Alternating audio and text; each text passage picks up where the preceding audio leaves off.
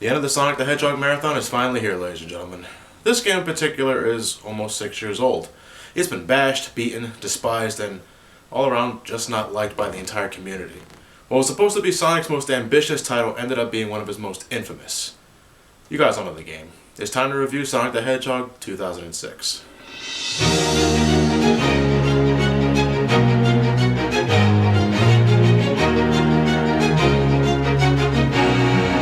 First and foremost, in case some of you weren't aware already, but I've played this game more times than necessary. In fact, I did a complete Let's Play of this entire game over at my Let's Play channel, SGB Likes to Play, at the beginning of last year. Wow, can't believe it's already been a year already. If for some reason this review doesn't satisfy you, you can probably get a bit more clarity on my opinions with the Let's Play, assuming you don't mind me stuttering and mumbling like an absolute moron throughout the playthrough. With Shadow the Hedgehog released to almost unanimous negativity, Sega wanted to win the audience back with a new Sonic game for the next generation of consoles, the Xbox 360 and PlayStation 3. In 2005, people were teased with the latest title in the franchise, then called Sonic Next Gen. This game actually has quite the number of nicknames: Sonic 360, Sonic 06, Sonic 2006, Sonic Next Gen, or Sonic the Hedgehog! Yeah, written in all caps, just to help distinguish it between the Genesis Classic or the 8-bit game. The teaser showed a lot of promise to the fans: cool looking graphics, intense action, no aliens, no guns, no vehicles, just Sonic doing what he does best, running and jumping. As the months went on, more and more of the game was being showcased. The game was taking a more realistic approach with its world setting, and a lot of attention was focused on this girl known as Princess Elise. To top it all off, we were also introduced to a new character named Silver the Hedgehog who looked hellbent on locating this Iblis trigger. A lot of eyebrows were raised, but it looked interesting to say the least. When the game finally came out in November of 2006, word of mouth quickly spread on just how terrible the game actually was. I recall the first ever review I read of the game was GameSpot's, who gave this game a pretty miserable score. I was flabbergasted. Could this game truly be that bad? Well, in July of 2008, I finally managed to grab myself an Xbox 360, and believe it or not, this was the first game I bought for the system. But it didn't come with a manual at first, so a few months later, I got another copy to make it less awkward looking in my collection. My initial impressions were all over the place. There were things that I liked, things that annoyed me, and things that absolutely pissed me off, all at completely sporadic intervals. When I finished the game, I honestly didn't know what to think. Did I truly loathe the game like most people, or was I at most completely indifferent to it? Seeing as this is technically the third time I'm looking at this game, not counting the full Let's Play, I'll leave it up to you to find the answer to that question. With over 4 years of experience playing this game, can I truly give a solid opinion on this game in particular? God help me, let's begin with the plot. Similar to Adventure 1 and 2, the story is broken up between 3 major characters: Sonic, Shadow, and newcomer Silver the Hedgehog. When you complete all 3 stories, a last story segment unlocks for you to get the final ending of this game's story. Now don't worry, this is nothing like Shadow the Hedgehog's story. There's no multiple non-canon endings or any other kind of bullshit like that, no. Everything ties in together, but you'll need to complete all 3 stories to make sense of the story, assuming you can manage to do that in the first place. For this plot summary, I'll try my best to combine all 3 stories into one narrative, including the last story segment. Somewhere in the distant future, we see this telekinetic hedgehog named Silver fighting off a monster known as Iblis, a demonic creature responsible for bringing destruction to the entire planet. With the help of his trusted companion, Blaze the Cat, the two manage to temporarily thwart Iblis and stop him from causing any more chaos. For those of you unaware, Blaze initially debuted in Sonic Rush, a title for the Nintendo DS that established that Blaze was from a different dimension where she ruled as queen. Here, however, she's from the future. I don't know why they were so quick to retcon Blaze's origin story, considering that Sonic Rush only came out a year before Sonic 06 did. But alright, Blaze is from the future now. Being fed up with the constant battles with Iblis, Silver wishes there was a way to completely destroy Iblis for good. Enter Mephiles the Dark, a being who claims he can help Silver with his request, seeing as he has the ability to travel through time. Mephiles explains to Silver that the being responsible for this apocalypse was none other than our beloved blue hero, Sonic. He does this by showing a projection of Sonic in a fiery background, nothing else. Oh yeah, totally responsible for Doomsday. Silver, without really thinking or consulting Blaze for her opinion, agrees to let Mephiles take them to the past to kill Sonic and prevent Judgment Day. During the present day, we're introduced to Princess Elise, ruler of Soliana, and is quite possibly the palest looking human being I've ever laid eyes upon. If she were any whiter, I would think she's just powder in a dress. Soliana is celebrating their annual Festival of the Sun, honoring their god Solaris. But before anybody has time to get smashed, Dr. Eggman appears and attacks the town with the means to kidnap Princess Elise, take her Chaos Emerald, and discover the secrets to the Flames of Disaster, a power located somewhere within Princess Elise. Before Dr. Eggman is able to get what he wants, however, Sonic enters the scene and rescues Elise. I should note that this scene right here is the first cutscene you see when you play the game. If it wasn't for Dr. Eggman and Sonic appearing to do their usual gig, you would not be able to tell this was a Sonic game besides the title screen telling you so. Realistically proportioned humans, realistic settings, nothing in this opening screams Sonic the Hedgehog. With that said, yes, I'm not a fan of this game's art direction.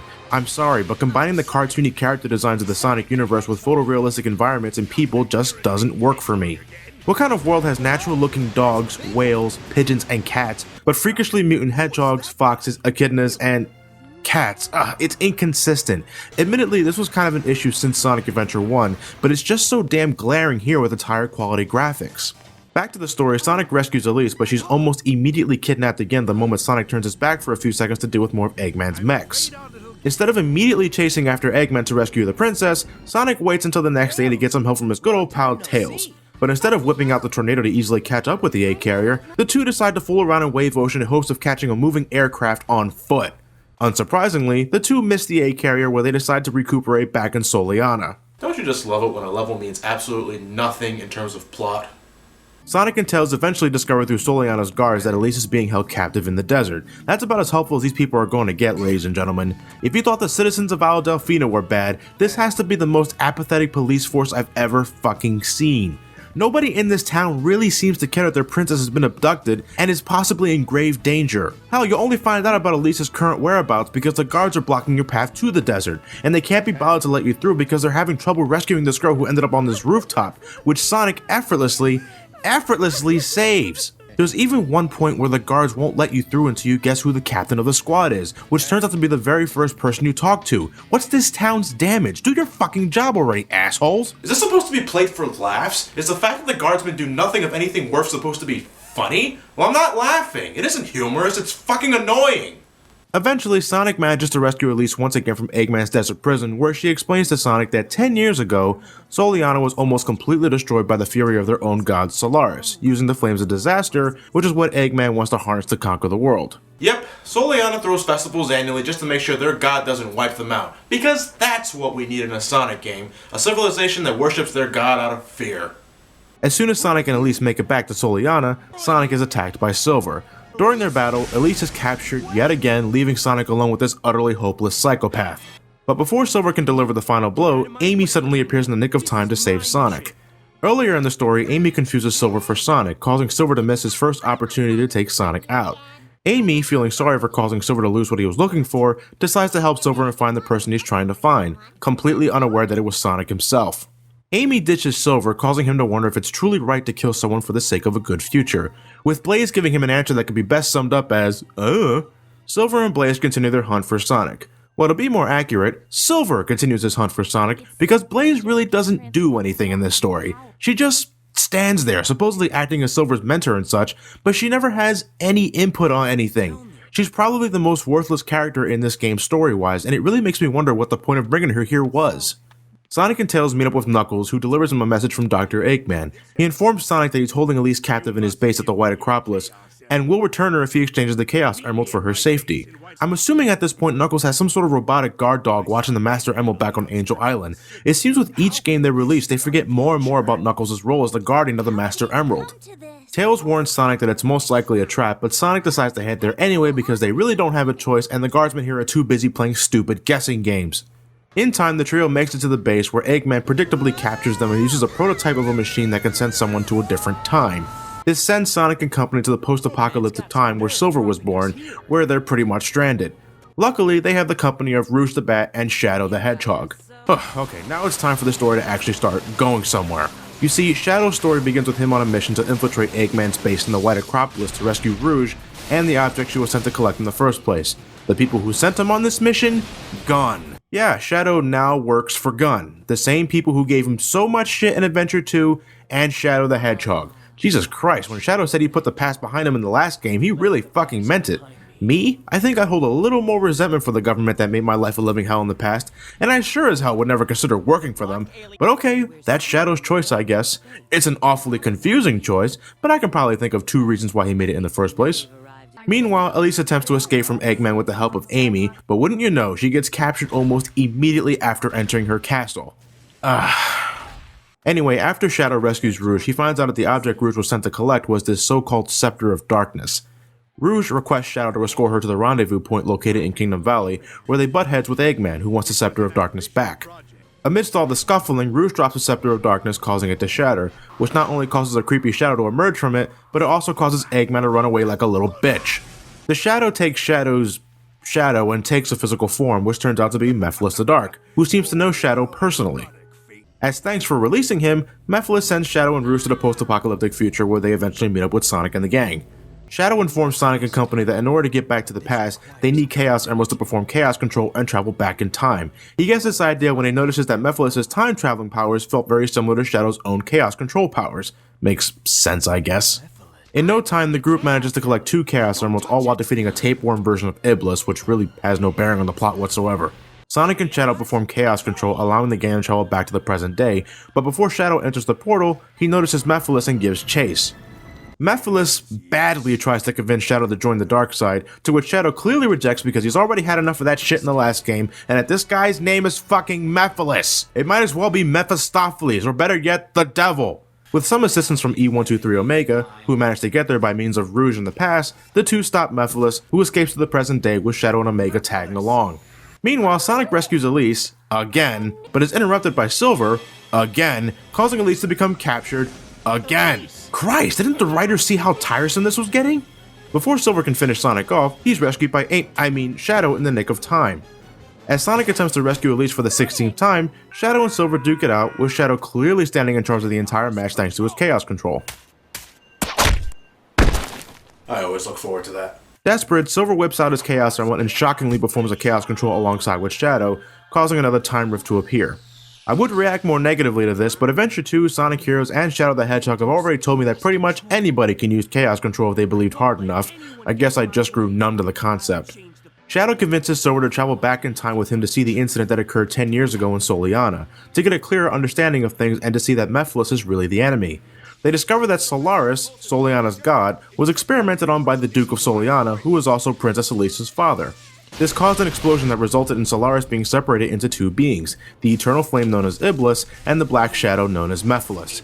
An injured Duke gives Shadow the Scepter of Darkness to seal Mephiles in, while Silver chases down Iblis.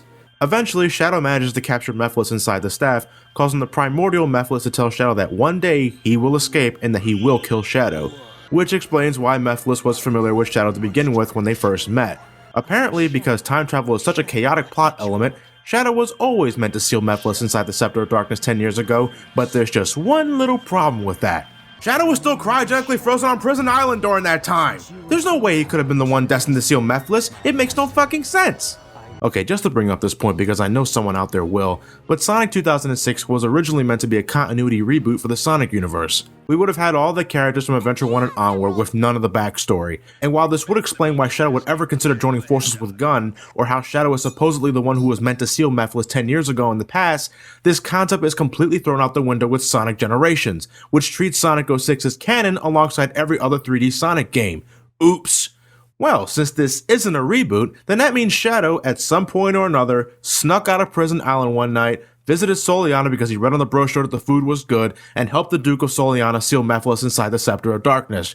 Shadow then returned back to his sleeping tube back on Prison Island, where in 10 years' time, Dr. Eggman will release him, kicking off the events of Sonic Adventure 2. Time travel is bullshit! Why time travel? That's almost never a good plot device, because if it's done incorrectly, which is very easy to do, shit like this can happen. And we're not even done with the story yet. As Shadow is sealing up Mephiles, Silver attempts to finish off Iblis in its purest form. The Duke of Soliana informs Silver that Iblis must be sealed inside a royal soul, with the perfect candidate being his only daughter, Princess Elise. Father of the Year, ladies and gentlemen. Before the Duke dies, he informs us, the players, because there's no way he could be possibly talking to the unconscious Elise, that if she were to ever cry, it would release Iblis from within her, bringing destruction in its wake. You heard that correctly. If she ever cries, Iblis would be released. Making me believe that Elise would never ever cry for 10 years, especially after the death of her father, is really stretching it, game. Does this mean she can't laugh too hard either? Do tears of joy count? How does someone not cry for 10 years? I don't believe that. I absolutely refuse that idea. It's dumb. Upon sealing up both demons, Shadow and Silver used Chaos Control once more to travel back to the present day, but before Silver heads into the portal, he gives Princess Elise the blue Chaos Emerald he possessed, telling the unconscious girl to think of it as a lucky charm, which explains how Princess Elise had the blue emerald in the beginning of the game in the first place, unless you played Shadow's story, which has Silver jump into the portal with the blue Chaos Emerald still in his hand. Oops. Meanwhile, Sonic, yeah, remember him, escorts Princess Elise back to her castle where she is once again captured by Dr. Eggman. For fuck's sake, did the writers of the story seriously not realize how monotonous this was getting? Where are the damn guards? Where's Sonic when this is all happening? Why is Tails trying to chase the damn egg carrier in Wave Ocean again? Why did Sonic seriously think leaving Elise alone would be a good idea? Somebody, for the love of God, do something right! Well, because everyone in this game is an absolute dipshit, Sonic once again chases after Elise through Kingdom Valley, now with the assistance of Silver, who now knows that Sonic isn't the Iblis Trigger. If anybody's wondering where exactly Blaze was during the whole fucking fiasco, she was probably snoozing alongside Amy in Wave Ocean. Unfortunately, Sonic and Silver don't make it in time because once again, they're chasing an aircraft on foot, and soon after the egg carrier starts malfunctioning, for some reason. This causes the ship to crash, killing both Eggman and Elise, but no sign of Iblis. Sonic and Silver get the idea to use Chaos Control once more to travel back in time to save Elise before the ship crashes, but Sonic insists on doing it alone. You know, because it worked so fucking well before. Silver agrees and heads back to his own future with a plan to permanently seal Iblis for good. Dear God, what is wrong with these people? Why doesn't anybody realize the potential they have with the ability to time travel at will? Why does Silver not insist on accompanying Sonic in the past to ensure a good future for Silver and Blaze?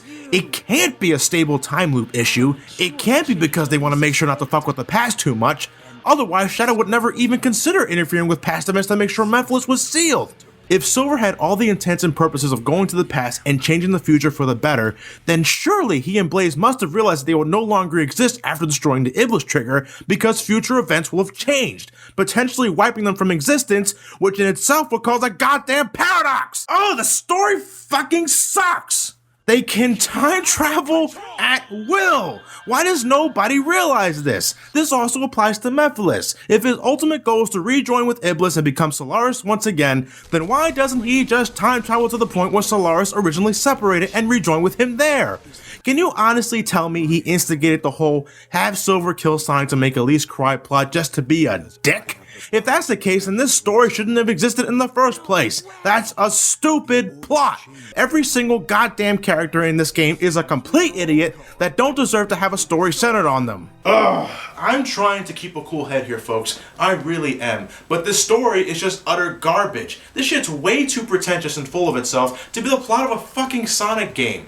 This is the same series that's given us a super fast blue hedgehog, a fox with two tails, and a fat doctor who imprisons furry woodland creatures inside robots, and now it wants to start taking itself seriously? Give me a fucking break. Son of a bitch, let's just end this already. Sonic travels back through time and manages to save Elise from the burning egg carrier, all while delivering the coup de grace to Dr. Eggman one last time. Silver attempts to seal Iblis from the future inside his body, but is rejected. Blaze steps in and offers her body as a sacrifice, finally giving her some sort of purpose in this mess of a plot. With Iblis sealed inside Blaze, she transfers herself into a different dimension because she can suddenly do that. What? Meanwhile, Shadow manages to conjure up another Scepter of Darkness to seal Mephiles, who's still roaming around like a goddamn moron. After Mephiles attempts to get Shadow to join the dark side once again, even though that strategy gloriously failed the first time he attempted to do that, Shadow attempts to seal up Mephiles in the Scepter of Darkness once more, which blows up spectacularly in his face. Mephiles scolds Shadow for attempting the same strategy twice, failing to see the damn irony there, but Shadow simply removes the inhibitor rings around his wrist, granting him extra strength, easily allowing him to defeat Mephiles. That would have been useful to use earlier, Shadow, just saying. But it turns out Mephiles isn't exactly through yet, as he manages to distract Sonic and Elise with a shiny object, allowing him to impale Sonic from behind, effectively killing him. Sonic dies! Elise, because she somehow got close to Sonic amidst all the damn kidnapping, begins to cry, releasing Iblis from her body. Mephiles uses this opportunity to use the Chaos Emeralds, which he magically summons out of midair, to combine with Iblis, becoming Solaris once more. With Solaris whole again, he uses his abilities to send the world into a timeless void where all the main characters are conveniently left intact, except Blaze. That bitch is dead. Everyone's deeply saddened by Sonic's death, but Elise senses Sonic's presence in the wind. What is that, his soul or something? I don't know. But Silver gets the idea that the Chaos Emeralds can be used to bring him back to life, for you see, Sonic is only mostly dead. Well, it just so happens that your friend here is only mostly dead. There's a big difference between mostly dead and all dead. Please open his mouth.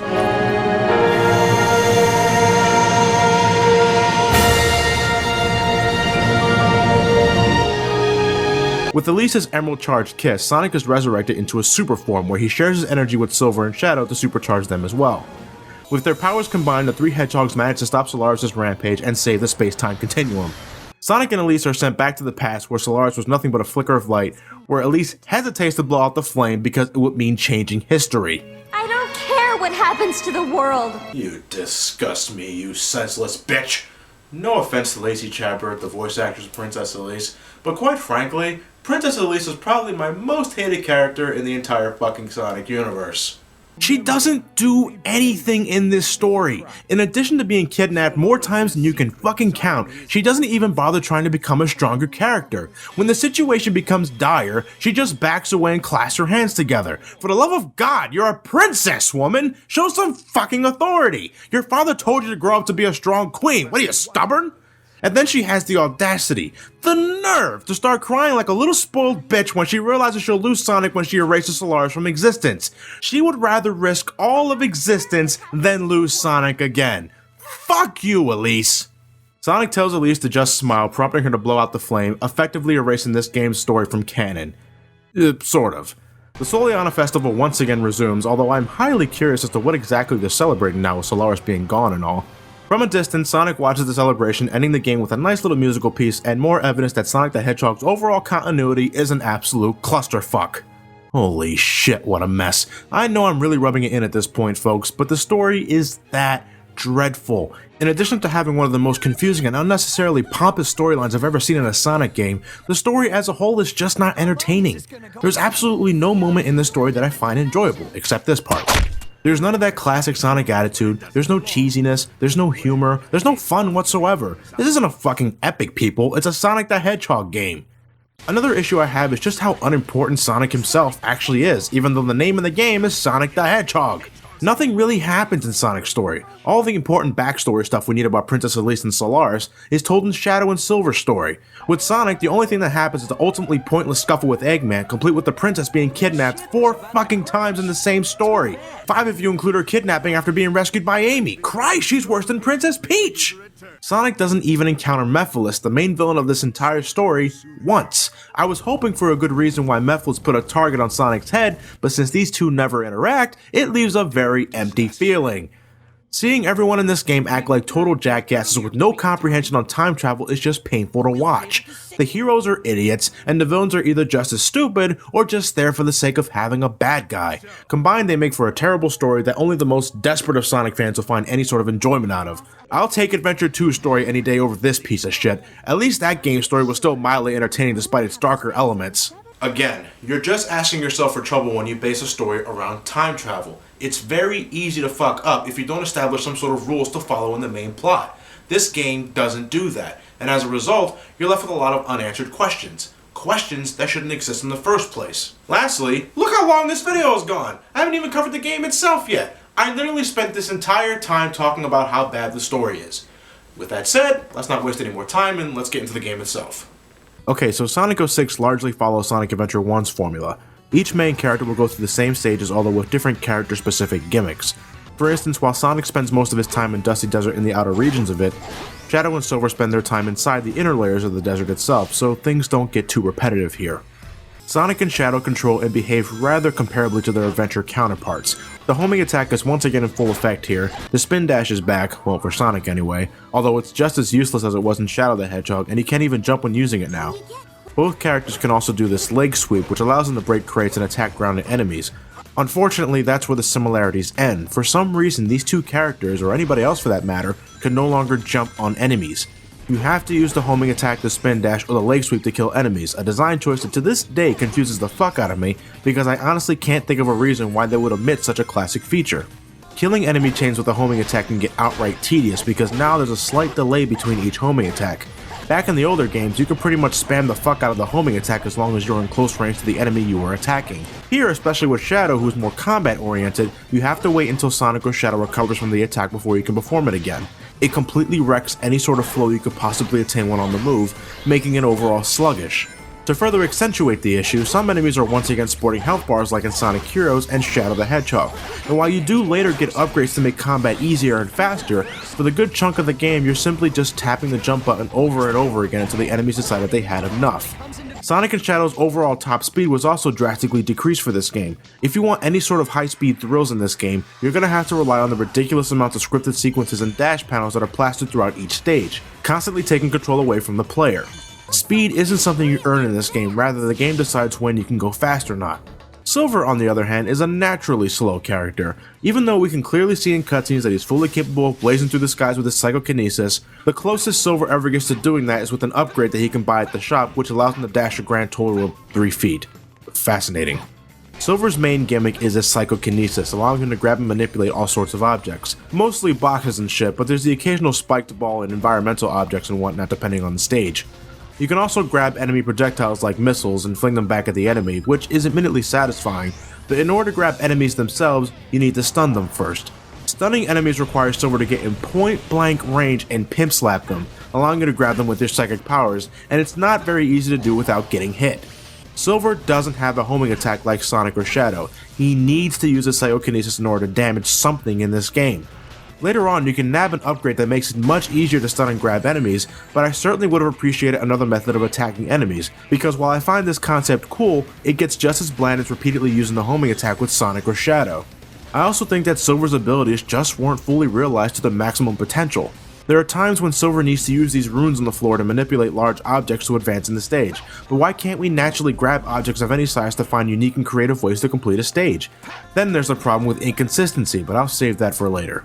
There's also no weight to any of these characters, and there's no reaction to any sort of terrain. Sonic and company move just as fast on an incline as they would on a flat piece of land. That's not how it's supposed to be. The adventure games got it right, so what exactly is this game's excuse? And no, don't tell me because it was rushed. I don't care about that. They released the game, I'm going to review what was given to me. I'm not going to cut the game any slack because what it was supposed to be. Upgrades you can purchase from the shop range from quite a number of things. For Sonic, he can nab a slide kick, which is a bit more reliable than the leg sweep, and he can purchase the light speed dash, even though I thought that was a natural ability by Sonic Heroes. Whatever, it still works like it did in Adventure 2 and Heroes, so yeah. Returning from Adventure 2 is the bounce bracelet, which is essential for killing bigger enemies quickly, unless you enjoy repeatedly using the delayed homing attack for kills. The most interesting of Sonic's upgrades, however, are without a doubt the gems. As Sonic travels further along his story, he can slowly but surely start buying gems that grant Sonic all sorts of abilities. There's a gem that gives him a short burst of speed because God forbid he's naturally fast in this game, a gem that can slow down time, a gem that allows Sonic to perform a whirlwind attack, a gem that allows Sonic to emit an electric shield, which doesn't protect him in the slightest, but it does draw in rings, a gem that allows Sonic to perform a slightly different homing attack, and by that I mean his recovery animation is different, a gem that pretty much acts as a grappling hook, allowing Sonic to travel long distances, and finally a gem that shrinks Sonic to mini proportions that for some reason also allows him to do infinite jumps. Well then, that's certainly a lot of upgrades, but you want to know what the best part about these upgrades are? You see that glowing meter right there? Well, it was supposed to limit Sonic's use of these gems. Thing is, it was never coded properly for Sonic. The meter never decreases, which means you can use these gems as much as you fucking please. Slow down time infinitely to get a humongous time bonus at the end of a stage. Infinite jumps to completely bypass parts of a stage you don't feel like traveling through. Truly, this is game coding from Legends. What a disaster. Hey, not bad. Shadow and Silver, on the other hand, don't get nearly as many upgrades. Shadow only gets a light speed dash and some incredibly useless Chaos powers, the Chaos Snap, Chaos Spear, and Chaos Blast. Chaos Snap allows Shadow to instantly teleport to a nearby enemy when performing a chain, but I swear the damn attack only works when it feels like. Chaos Spear allows him to throw a projectile to neutralize enemies, which in itself is rather pointless because that's what the homing attack is for. Finally, Chaos Blast allows Shadow to throw a much stronger Chaos Spear, which has a larger blast radius, but I still think the homing attack is the better option, and I'm bummed out that it's not as useful as it was in Shadow the Hedgehog, whenever I used it then anyway. Silver only gets a few upgrades that range from that pathetically pointless dash attack and this awesome stun attack, which makes his journey a little easier. But besides the three main heroes, there will be times when control will switch to one of the main characters' amigos. It doesn't happen very often, in fact it happens so infrequently it makes me wonder what the point of bringing these characters into the gameplay was anyway. There's even times when you switch control to one of the other main hedgehogs inside another hedgehog story. Guys, if I wanted to play as Silver, I'd fucking pick Silver. Tails is back to his Adventure 1 days, only with abysmal ground speed, limited flight controls, and dummy ring bombs that, while effective, are no replacement for the tail spin, the rolling attack, or jumping on enemies. He also drops like a damn rock the moment he gets tired, which can lead to plenty of deaths on your first run through. Again, the blueprints were established in Adventure 1, so what happened here? Knuckles, oh Jesus, what did they do to you? His ground speed is horrendous, the gliding feels unnaturally heavy, and his fighting skills are nowhere near as free-flowing or as effective as the Adventure days, or in Sonic Heroes for that matter. Why break something that didn't need to be broken? Who was responsible for this design choice? I could easily classify Knuckles as the worst character in the game, but that honor goes to Amy Rose. Amy, for some reason or another, has decided to revert back to her gameplay style in Adventure 1, which I wasn't terribly fond of to begin with. Thing is, it's even worse here. Terrible ground speed, an incredibly delayed hammer swing, a double jump that kills all mid-air momentum, and an extremely pointless invisibility technique that makes it hard to judge where your current position is. Poor Amy, she was on her way to becoming a good character, and then this game happened. Rouge suffers from the same problems I had with Knuckles, only instead of having ineffectual martial arts, she's also sporting bombs like Tails. I don't get it, why bombs? E123 Omega has also been weakened from Sonic Heroes. No more physical combat, no more supercharged missile barrages, just a measly little pea shooter that sometimes works and sometimes doesn't. He can also hover in the air, which you can abuse by rapidly mashing the jump button. Use it whenever you feel like screwing a level segment in the ass. Finally, there's Blaze the Cat, who's honestly my favorite amigo in the game.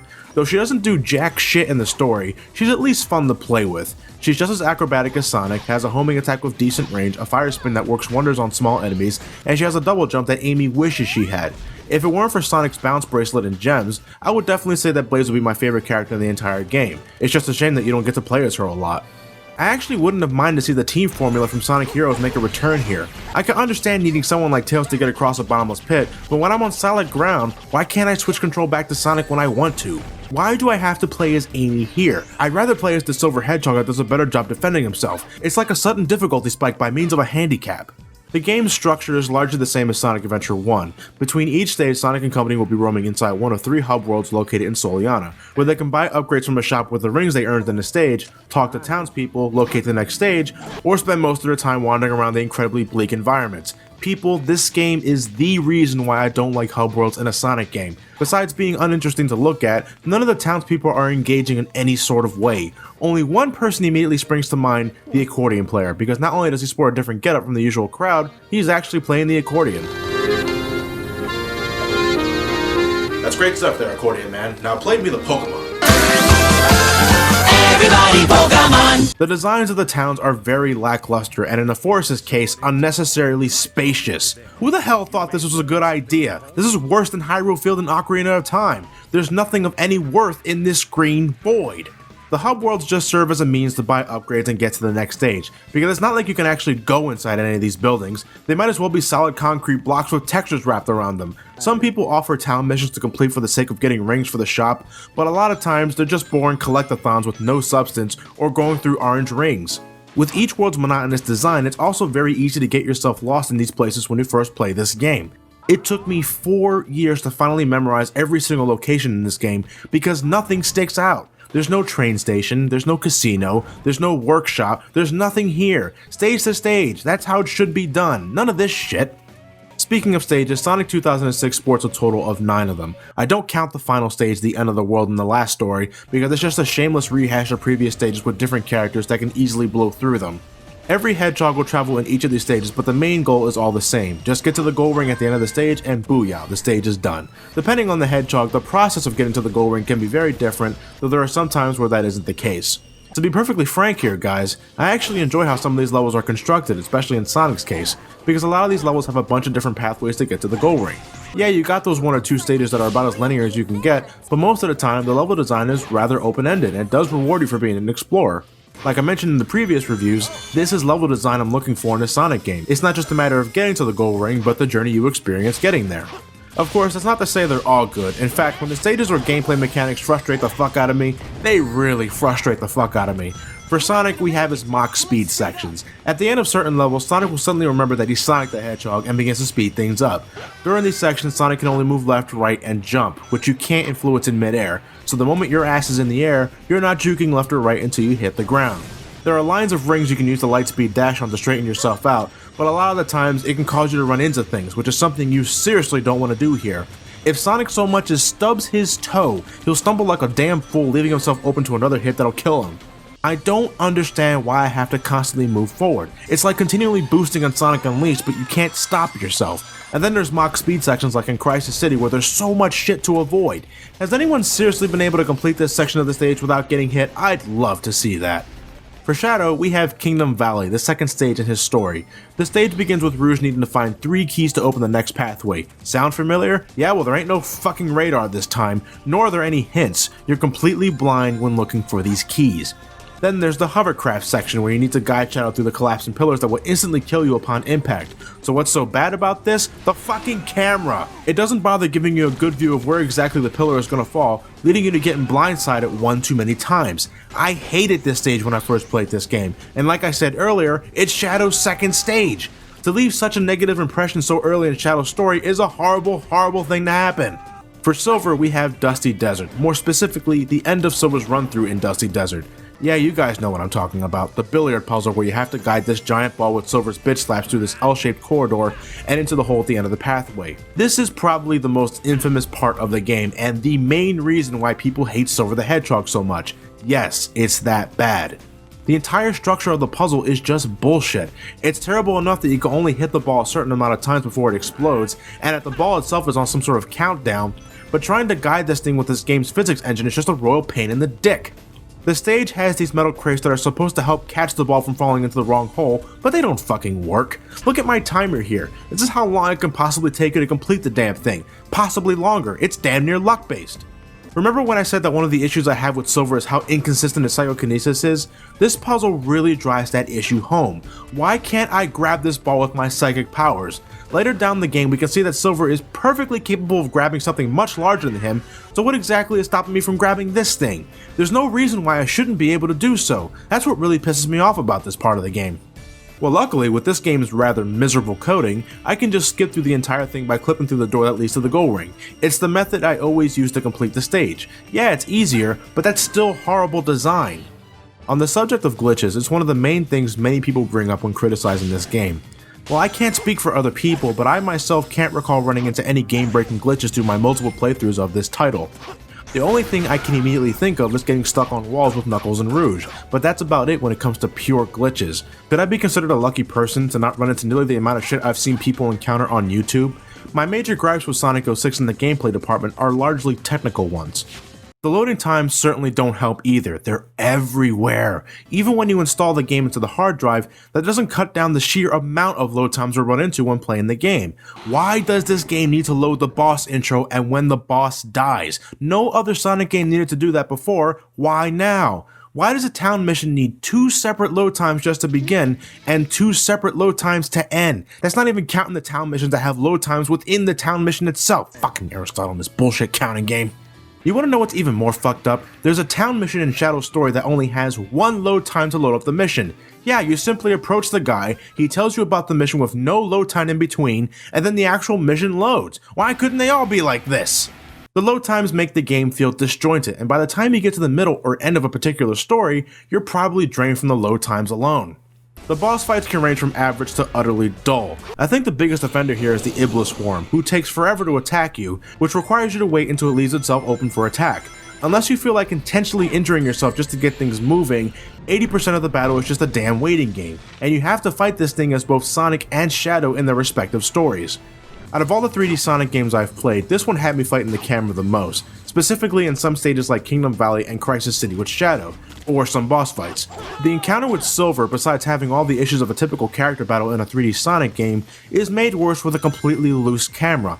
It never focuses on Silver, so not only do you have to keep your distance, you have to make sure you don't accidentally run into him. Then there are times when the camera will get completely obscured by an object, like trees, or just not give you a good view of what's above or below you. The collision detection can be extremely unpredictable at times. I don't usually die from it, but suddenly stopping for no apparent reason or my vehicle slowly losing health not only makes no sense, but it can be very annoying. It's also one of the main reasons why the mock speed sections in Sonic stages can be so infuriating. Rock launch! Speaking of controls, Jesus, okay, I'm gonna assume someone in development complained that the control in Shadow the Hedgehog was too damn slippery. On that, I can agree. So what did they do here? Make it extremely precise. Just a slight tap on the analog stick is enough to have a character make an instant 90-degree turn. Let go of the analog stick, characters will almost immediately grind to a halt, adding further credence that these characters have no weight to them. But you know what? And I know I'm going to piss a lot of people off by saying this, I had an easier time getting accustomed to this control than the ice physics of Shadow the Hedgehog. This could be a result of Sonic's acceleration not being nearly as high as in the adventure titles, or the lack of proper reactions to terrain and shit, but when it boils down to completing a level, well, the control really doesn't get in my way that often. I don't have to jump repeatedly just to get decent footing, nor do I have to worry about careening off a damn cliff because of butter underneath my shoes. I can agree that it's too precise. When it comes to me playing the game, I can get used to these controls, but that's just me though. Alright, I think it's about time I explain why I find myself revisiting this game from time to time.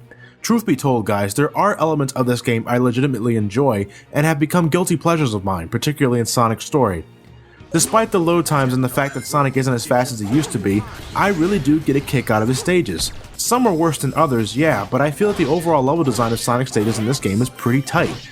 I enjoy how open Dusty Desert is as well as Kingdom Valley, and I almost always have a good time in stages like Radical Train.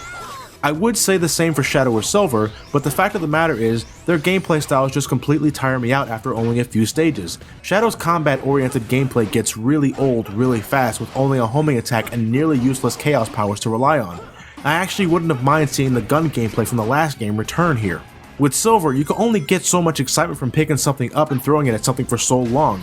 In addition to not being as fast-paced as Sonic, Silver is something I can only enjoy in concept. My favorite part of Silver's story is when I'm in control of Blaze, but that's only because she reminds me a lot of Sonic.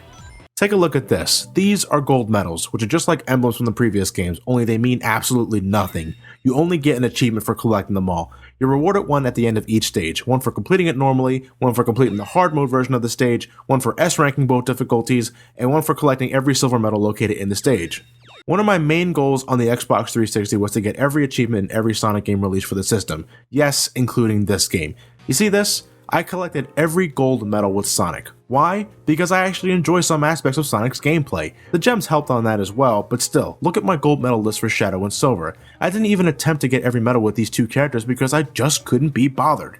Similar to my opinions on the adventure titles, I only get enjoyment from a portion of this game. I'm not saying Sonic 06 as a whole is a guilty pleasure, oh god no, with this story and periodically frustrating game design, fucking please. But my playthroughs with Sonic himself are something I can have fun with. Look at my live count. That's from experience. A lot of you have heard me state that I think Sonic 06 is a better game than Shadow the Hedgehog. I should be a little more accurate. I think Sonic's portion of Sonic 06 is a better experience than Shadow the Hedgehog as a whole. I know, that's an extremely bold claim, but honestly guys, that's just how I feel. There was never a moment in Sonic's story, or the game as a whole for that matter, that made me want to rage quit. No, not even the damn billiard puzzle. Shadow the Hedgehog, however, is a game I've picked up and put down many times before. In fact, the playthrough I recorded for the review was the second time I ever fully completed the entire game. The game bored me to death with its repetitive mission structure, bleak level design, and sheer amount of monotony. If I wasn't being neutral, I had to waste a lot of time collecting or destroying a large amount of shit. Sonic 06, while technically flawed, at least only required you to get to the fucking goal ring. There's no hunting artificial chaos here, there's no destroying bombs in cyberspace, there's just one objective: beat the level. It also doesn't make you play the first stage 10 fucking times just to get to the final stage. If you wanted my opinion on story comparison, they're both on the same level of awful. Shadow's for just how fucking ridiculous and unneeded it is, and this game for just how everyone's a goddamn idiot. I'm not trying to convince you guys of anything here, I'm just sharing my honest opinion.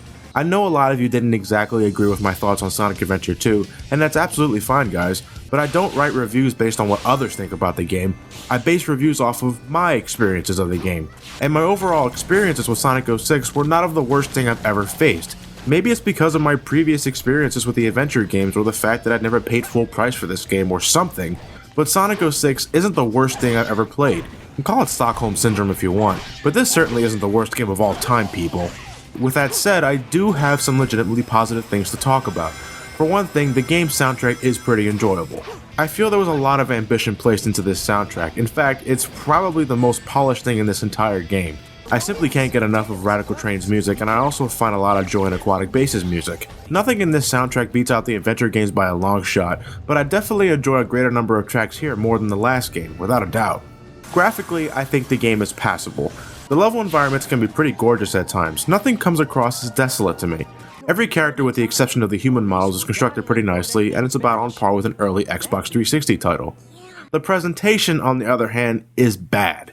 The lip syncing is terrible, the character animations are way too puppet-like, even for human characters like Elise, and the voice acting is some of the worst the series has ever produced. No way! I'm not sure what to blame, the awful story, the awful direction, I don't know, but no one seems to be putting any real effort here. And for God's sake, Sega, what's your fascination with the line "long time no see"? Long time no see. Long time no see. Long time no see. Long time no see. Long time no see. Long time no see. Long time no see. Long time no see. Long time no see. Long time no see. How long is this gonna go on? The game also has multiplayer options, which are better than Shadow's multiplayer, but still doesn't compare to the likes of Sonic Heroes and especially Adventure 2 Battle.